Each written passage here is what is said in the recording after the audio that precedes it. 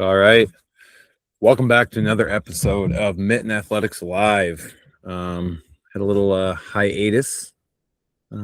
Track season takes a lot out of you as a track coach, so Yeah, we tried to make it happen. several times and The second year in a row, we realized that in season is not is. nope. mm, And There's some people who can do that, but then you throw in a move in there, and as you can tell, with a new background, so just a lot going on. I like to say that I'm out here trying to get better at running or at coaching, not better at Instagram. And as fun as the podcast is, I'm trying to get better at coaching, not at podcasting. Agreed. The priorities win the day. Agreed. Podcasting's for out of season, apparently, and I'm okay with that. I think it can make it happen during cross season. There's just a little bit less craziness. Yeah, it's Get home from meets at 8:30 instead of 10:30. that's a big difference. So it weighs a lot on family. So anyway, all right.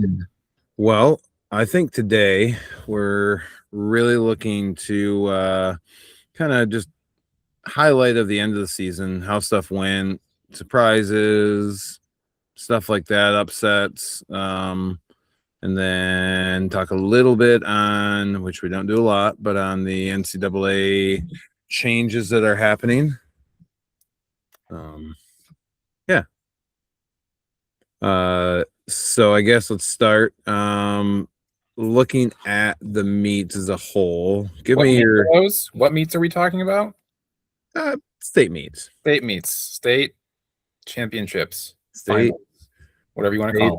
State championship. Yes. What? Give me a couple of your big. Let's start with upsets. Things that you didn't think would happen but did. I didn't think. So I had never heard of Renal Lee, who won the boys 100-meter dash. He was not even ranked in the top 10 going into the meet. Crazy. He ended up winning the 100-meter dash. I did not expect Damani Roberts to go 0 for 2 on the 200 and the 400. And it's not as surprising, but Northville did not win the 4x8. So I think those are on the boys' side. I think the girls' side was way chalkier.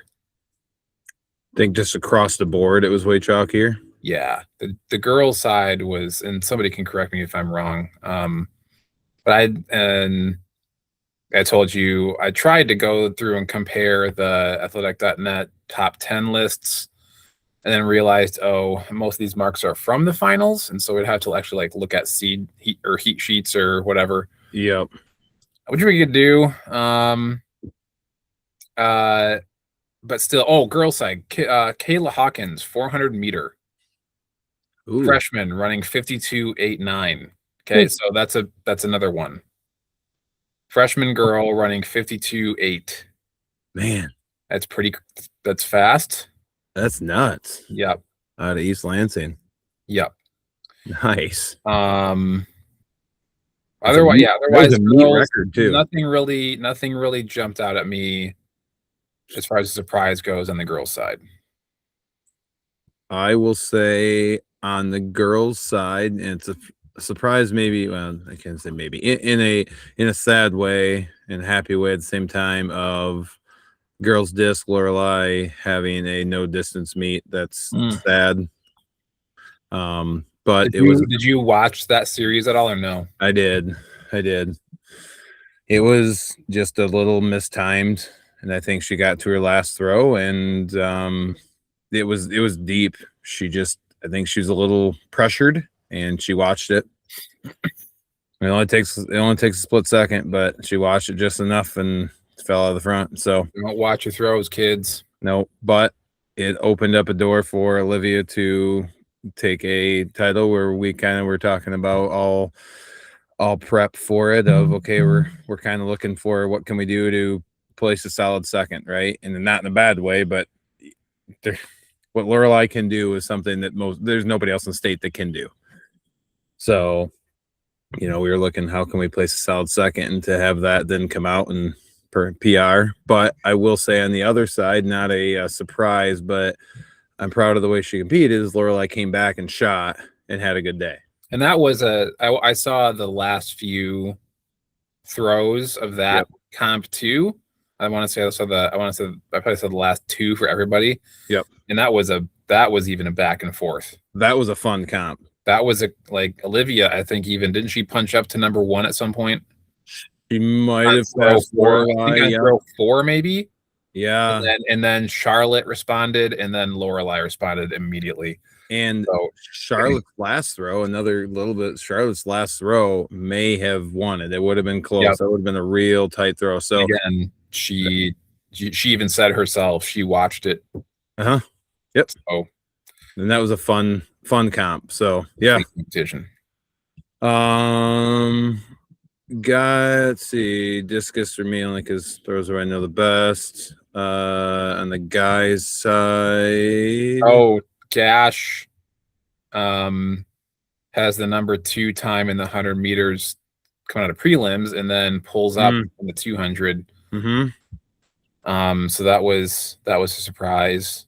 I obviously every injury is going to be a surprise, but that was unfortunate. That sucked. Yep. Hate to see the defending champ go down. It's hard. Yeah, go ahead. Guys disc, not any real big surprises, kind of what they expected. One of the top 2 is going to win it, and they went 1-2. So congratulations to both. I mean, good throws by both of them. Just kind of a down meet in general. So they put up some good distances based on the meet. Guys shot down in the throws, maybe. Yeah, okay, yeah. Just in guys disc is the only thing that was really down in. Guy shot, I mean, 902 on the freaking 2 mile. Exactly what I expected. It was going to be Paxton or Benji going 1-2, and they both PR'd. So there was back and forth comp. Benji was ranked 3 going in, wasn't he? He was ranked. I don't remember now. I thought he was 2, but maybe he was 3. Unless I'll look it up again. Okay, because he's number 3 in the distances list right now. Shawtree. No, hold on. Yeah, he was 3rd going into it. Oh, he was. Okay, well, then I take it back. Was ahead of him. Okay. Well, then I take it back. But maybe just my expectation. There's never a doubt. But yeah, a couple of good PRs across the board. A few people who PR'd to make into finals. I mean, it was good. Yeah, on the track, I mean, it was windy. D1 was windy. I'm not sure how bad it was at other sites, but D1 was windy, so the 100 was slow. Didn't matter anywhere else really, as you got a 47 winning the 400, and like we said earlier, a 50, basically a 53. 800 was 150. Yep. So the wind didn't affect the rest of the races. Pretty chalky in the distances. Nobody that won any of these races was ranked outside the top 3 or 4. So Brock's with the Michigan record, I believe it was. Yeah. State record in the prelims. Yep. Wins by a full second in the finals. That's well, I mean, we can speak a little bit what he did after the state meet, but it kind of all I haven't read Jeff's piece yet, but Zacchaeus, he did everything except call his own shot. And then I believe he's the first prep to go sub 13. He is in the 110s. Yep. So that was pretty sweet. Yeah, it's unbelievable. Which he did at was that U20s or Nike? Oh, I think he did it at U20s, I believe. Because didn't he run both of them? He did. Regardless, Yeah. Sorry, I It's was just fast. looking through Division Two just to see if there's anything that seemed crazy, but I don't see any huge. I didn't see anything that looked crazy. Yep. It's team winners, and we don't have, obviously we were at D1 all day. Yep.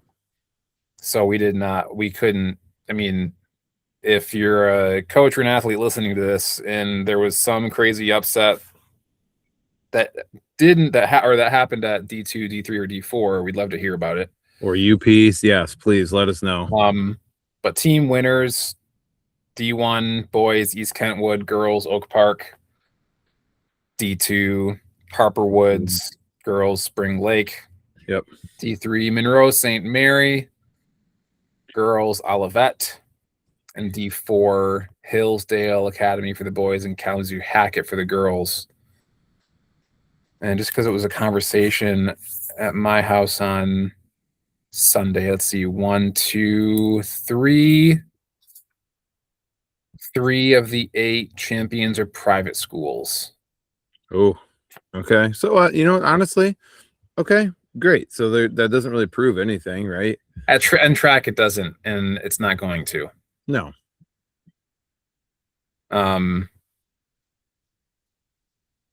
Yeah. When you have teams opting up.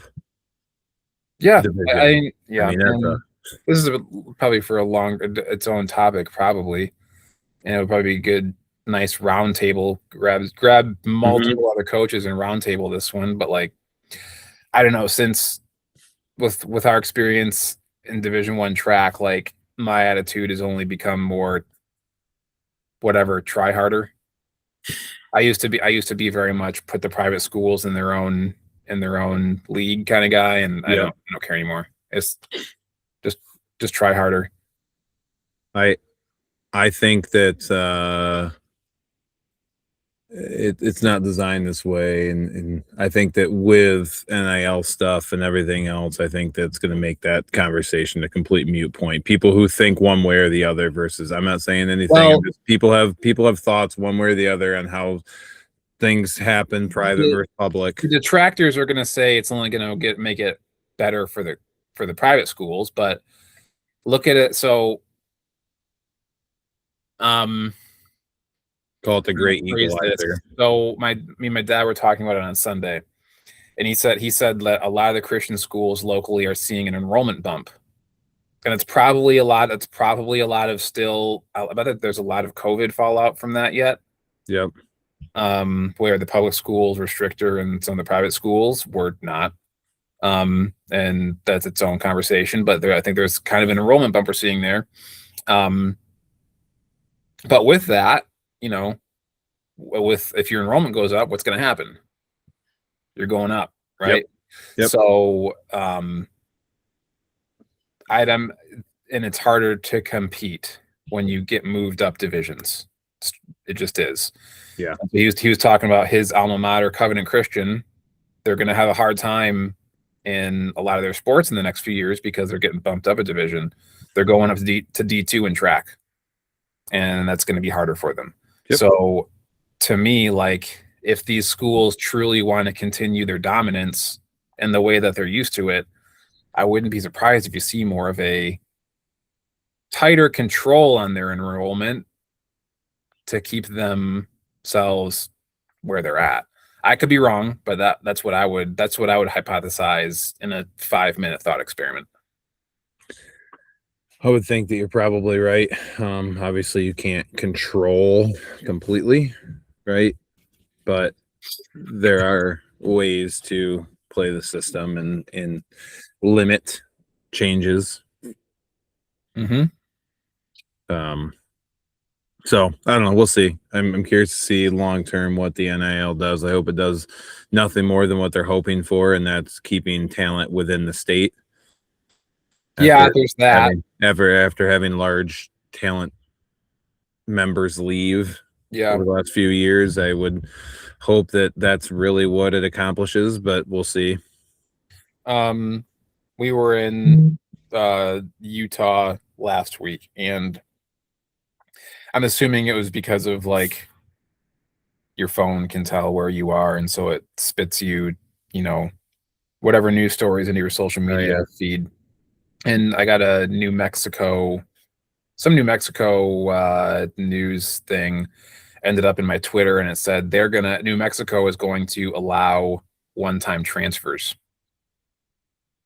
Whoa. at the high school level, which Okay. that one would suck. Yeah.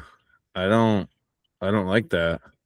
And selfishly, like I don't think you and I personally would have a lot to worry about because we go to a school that has pretty good academics and people are going to want to go there, right?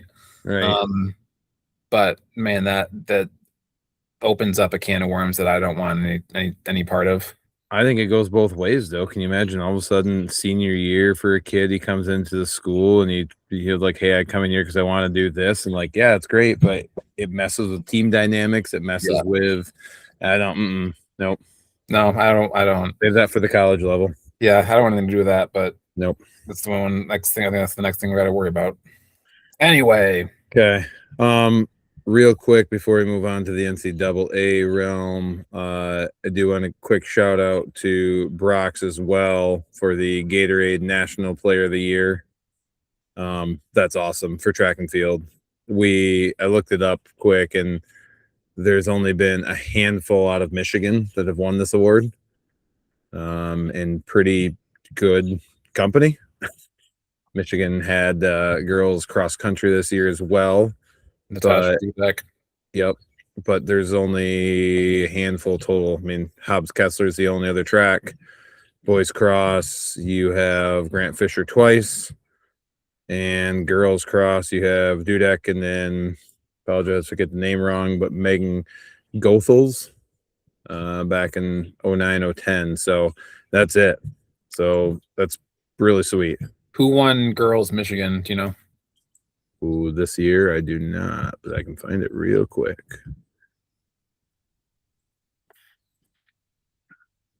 Girls track in Michigan for this year is Addie. Stuyvesant? Yep. Nice. Which makes sense. I'm assuming, yeah, Brock's won boys. I wonder if they'd split that if he won national, but okay. All right. So I think kind of the second part that we wanted to go through is just kind of overall changes that are happening right now at the NCAA level, which feels like right now we have the same conversation about once every few months, and there's more changes that are coming out. But Well, first, but to transition us, how about the other hurdler setting records in his meet, Jacoby Tharp, oh yes, the world record yes, at the NCAA meet? that was sweet. That was I think everybody knew he was going to set the NCAA record. But the world record, man, the world, yeah. That I am sad for Grant Holloway that he wasn't able to make it happen first, but yeah, Tharp is something else. He's going to win the Bowerman for sure. yeah. If he doesn't, then there's other issues because that just doesn't happen. So anyway, what changes are we talking about first? Well, I think for me the biggest one is the 5-year eligibility. 5 for 5. Yep, which I have mixed feelings on, and I say that I have no mixed feelings about it. I do First. only because it's 19 years too late. Well, maybe not 19 years, that's when I started, but I wish it would have been in effect back in the day. It's a pain. Redshirting for me, it's always been such a dumb rule, and how you can skirt around it, and you can play in certain number of meets, and you can do all this stuff, but then they can't. I don't know. It's just it's always been stupid to me. I was listening to a college football podcast, and they said that it's going to make special teams coaches' jobs way easier because they don't got to worry about, I need some guy for kickoff, right? And now you don't got to worry about burning red shirts. Just grab anybody. Yep. That makes sense. So yeah. So how are your feelings mixed about it? Just because I wish they were instilled 14 years ago, so I could have Oh, gotten one more year of eligibility out of the whole thing, and not 1 year of. sitting on your butt. Well, and it wasn't even that. I mean, we were about as active as you could be with red shirts. I mean, there was a group of 6 of us, and or 5 of us, and we would get in the. I mean, I would take my Jeep, and it was just with the whole thing. I'd come home on a Friday every weekend, and I'd grab my Jeep. I'd go to school. We'd all load up Saturday morning. We'd go to whatever meet was close. We'd all compete, unattached, and then you'd bring it back on Sunday and back to school. And we did that for a whole year. It was fun. It was awesome. I mean, honestly, it was probably what brought us real close as our group, is because that was what we did. It was just the 5 of us competing together, 5 or 6, I remember now. Did that happen? Was that normal? Speaking as a non-NCAA athlete? I think it was mixed. We were such a big group; it's hard to tell. Most freshman groups coming in were not as big as us, so it's a little hard to tell. But I think it was relatively common back then. I don't think it's as common now. I think there's a lot of people who still will train. Obviously, you have to, but they're not competing as much. But it was different because we went to a lot of meets where our coach wasn't there, or he couldn't coach us, or this or that, and so it became we're all coaching each other, which was also really cool. It was a really fun experience. How many coaches do you think came out of that group? Well, I know at least 2 out of that group, and then a year younger than us, I know at least 1 more. So 3 out of that whole thing, out of 5, 6 people, or no, it's probably 8 people total. At least 3 out of that 8. So it was, believe me, it was fun, but it still would have been more fun to have 1 more year of eligibility in that red shirt. But we're here. I'm glad for the future of. So I'm all for it, and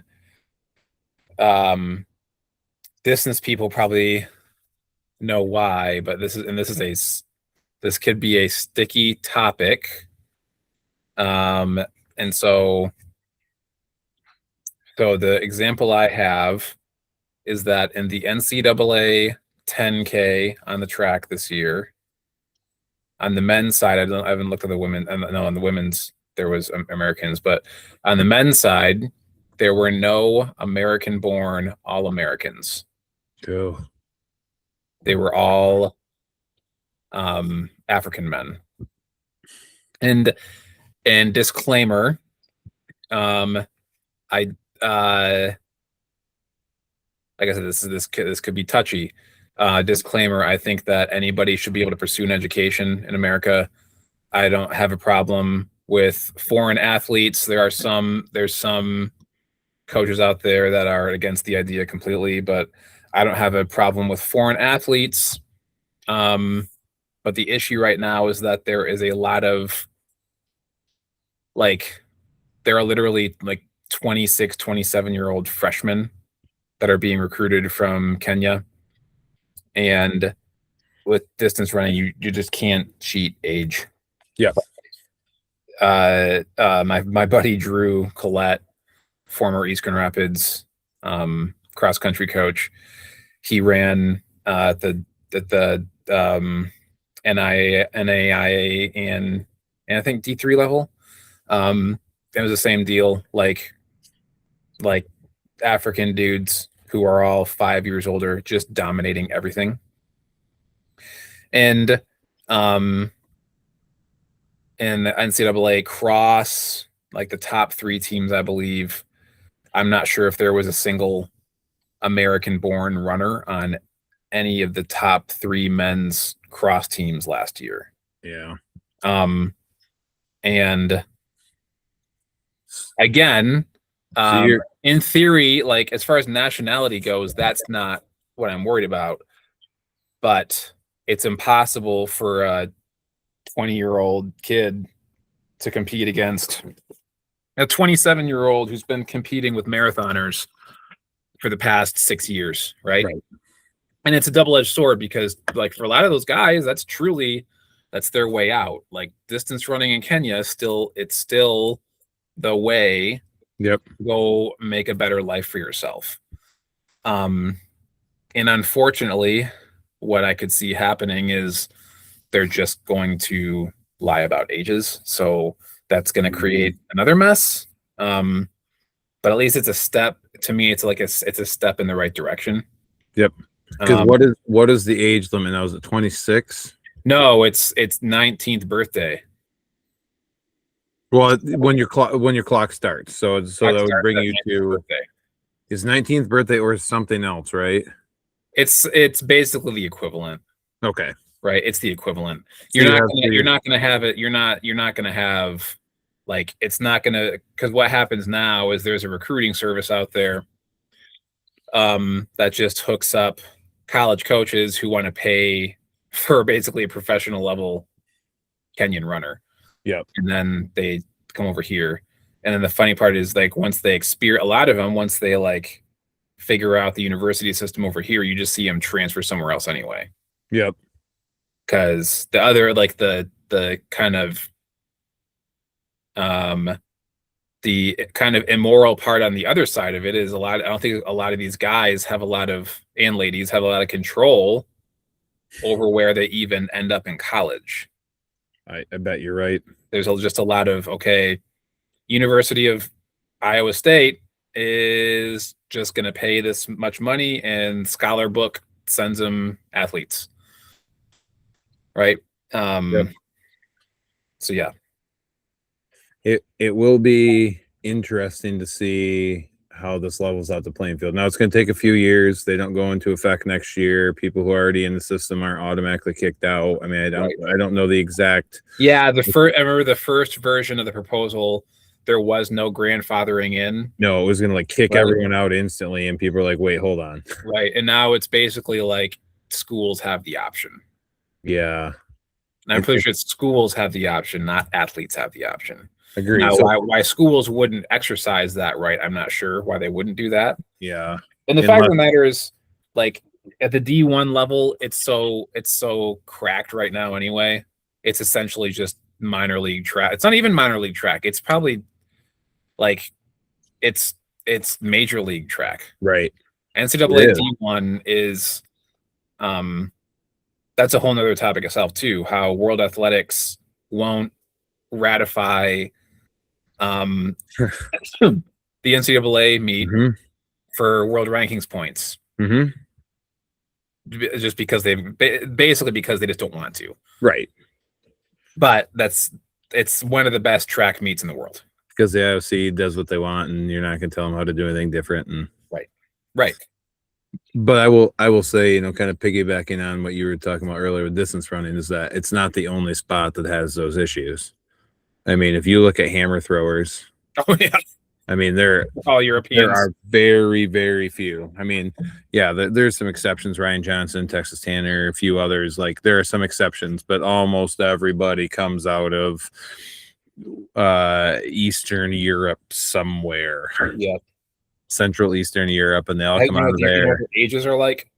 I don't know. I know that there are some, and I've seen some talk online that there are some who kind of fit that same mold of they're older than what they should be. But I think that it will kind of, I won't say help control, but at least help level the playing field for it. So I think I'm excited for the changes that are being made. I think it's going to ruffle feathers for the first few years, like all change does. The There will only be people out my there who problem with that won't is like that it. it's just there's like you said earlier, there's so much change going on that it's like um Every time you turn you around, can't I feel like there's a new news you can't article get about used to something. anything. I know. You can't just try things for a few years and see how it works and work the bugs out. Yep. Because there's a lawsuit. Bro, that's it. It's not because they don't want to. It's because somebody comes up and says, "Well, you're either going to do this or I'm going to sue you." And they're like, "Well, okay, well, I guess we have to, right?" Um yeah, I was gonna say, oh, I'm glad I am glad that it does cap um um just another years. Like you said that on Oh the other yeah. side, on the other side, you wish that you had another year, right? Yeah. Which would be great. But on the other hand, like, and this is less. I think this is less an issue in track because um, if you're good enough, the ones that are good enough make it to the pro circuit, right? Yeah. And if you're not good enough, you're probably not going to score at the D1 meet, so you wash out, right? Yeah. But we don't need we don't need another 6th-year quarterback, seventh year quarterback on his 6th team. We don't need that anymore. Yeah, I agree. And Good job, buddy. And COVID was one of those things that just added too many options for it, right? There was extra years that got added, and then you could play years of red shirts and medical red shirts, and you could play with, I mean, there were religious red shirts essentially, and there were and that's another, but there is the religious exemption still, and this is kind of the funny part because people always complain about BYU, right? Because they have a lot of their top guys. They go out on mission, get 2 years older, come back and train again. And a grown man training is a little different than a 19 or 20-year-old training, right? And so, yeah, BYU tended until the past few years. BYU is always a power, and they still are. But the funny part is somebody's like, well, how come everybody else doesn't just start sending their kids out on mission trips? Right? That's a rule. You're allowed to. You could exercise that right. Well, don't give people ideas, because if they've run out of every other idea, right, people will find. They always do. People always find ways to skirt the rules. What's NASCAR saying? Military exemption and medical for ladies, I believe, pregnancy. What's the military saying? If you're not cheating, you're not trying. Not the military. The NASCAR saying, if you're not cheating, you're not trying. Yeah. I am not. I do not endorse that. Nope. I'm just say, coach, I do not endorse that statement. No, not at all. There will always be somebody, though, that will find and try to use a loophole somewhere, and that's where these rules come from. Yep. They start as something that people don't think you have to worry about, and then they become a huge thing, and then they have to put in a rule to stop it, and then insert the next loophole that somebody finds somewhere. Yep. So but that's kind of that was back to cross. There was the press conference before the NCAA cross meet, and Ed Eyestone, the BYU coach, he made a comment about Iowa State and Oklahoma State and all of their old Africans, and everybody's like, hold on, Ed, wait a minute, Ed, you're not allowed to complain about age, okay? Everybody else can, but you cannot. Right. Yeah. No, I think it's all for the better. I'm curious to see how it shakes out, and I'm curious to see when kind of some of these rules start to slow down, and so we can get a good handle on what this has done to the NCAA. All right, and like I said, whatever you choose to do with like foreign athletes, I just want a level playing field for American high school athletes. That's all I want, right? Within this system, if you're still fielding a team, and it's not only Africans. Let's see, West Virginia and Providence, the ladies cross country teams were full of Western European ladies from Britain and Scotland. And so you can do it however, but just to me, anything that levels the playing field for American high schoolers. Agreed. Wherever you're from, whatever your event is. Yep. So that's what I'm here for. Yeah. I completely agree with that. This kid's put in too much time to not get the same opportunity. Yep. So cool. Anything else? Not ready to do a way too early cross country podcast, but I think we should get our friend Michigan XC Speed Ratings on here to talk about that at some point soon. Yes. Yeah, it's as of now we're recording on June 30. It's crazy. That means we are a month from the state meet. That was a month. That was a month ago. I know, it's nuts. I don't know where that month went. I don't know where June went. Well, it went with, I mean, track camp, Yeah. nationals, Yep. practice, recovering from those things. Yeah. Recovering from the season, spending time with family. Yep. Oh, all right. Well, then we will get another one on the books. Yes, let's get him on. Let's have a way too early conversation for the cross country. I will sit back and just be a part of that and give my rah rah. I don't, Throwers and distance runners get along just great. they do. I just don't have a good handle on it. So I'm not going to sit here and throw my 2 cents about something I don't know anything. But now let's do that. Okay. All right. Well, thank you guys again for joining us. Hopefully you enjoyed this episode. If you have anything, like I said, or like Colin said earlier, if there's other big upset surprises, stuff from other divisions, because obviously we can't be at everyone, and we don't. Looking at numbers doesn't always mean that we understand the upset.